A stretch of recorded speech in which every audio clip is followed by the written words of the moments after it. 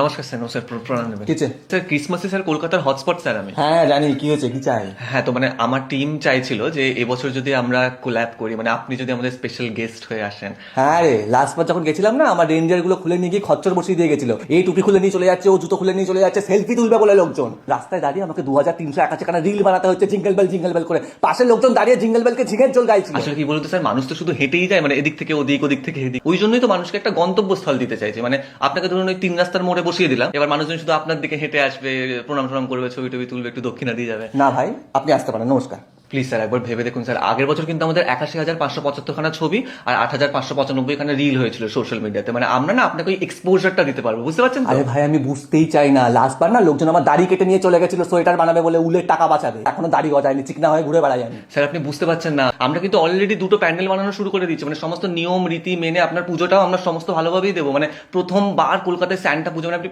বুঝতে পারছেন তো না ব্যাপারটা? বুঝলে তো তোমাকে বুঝিয়েই এক মিনিট, দুটো প্যান্ডেল মানে? একটাতে আপনি বসবেন আমাদের স্পেশাল গেস্ট হয়ে, আর আমরা যিশু স্যারকেও অ্যাকচুয়ালি কন্ট্যাক্ট করার চেষ্টা করছি, উনি যদি আমাদের চিফ গেস্ট হয়ে আসেন। তো এই স্যান্টা পূজা যিশু পুজোটা একদম পাশাপাশি হবে, মানে প্রথমবার ব্যাপারটা। এ ভাই, তোর কি মাথায় অ্যাসিডিটি হয়েছে? তুই বেরো এখান থেকে, তুই বেরো। ওঠ স্যার ওঠ, আপনি এখান কিন্তু থেকে একবার ওঠ। ভেবে দেখতে পারেন, আমরা কিন্তু ট্রেন্ডিং করে তুই কোথায় আছিস রে? বুঝতে পারছেন তো? মানে তুই বেরো এখান থেকে, রেন্ডিয়ারের ডাইপার ছুড়ে মারবো কিন্তু। বেরো এখান থেকে।